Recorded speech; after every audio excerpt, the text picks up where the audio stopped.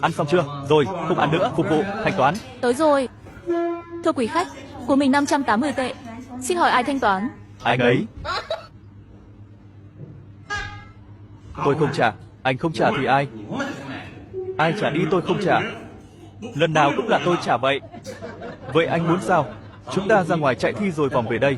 Ai về cuối thì trả tiền. Được rồi, đi thôi. 1, 2, 3 chạy. Ha ha ha, tôi về đầu tiên rồi.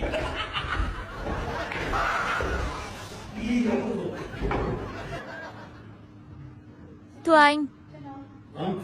Chờ một chút đi. Em tôi thua, nó sẽ trả. Anh nghĩ họ sẽ quay lại sao?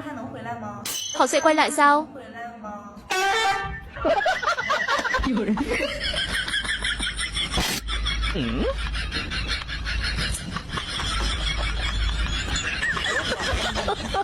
Ha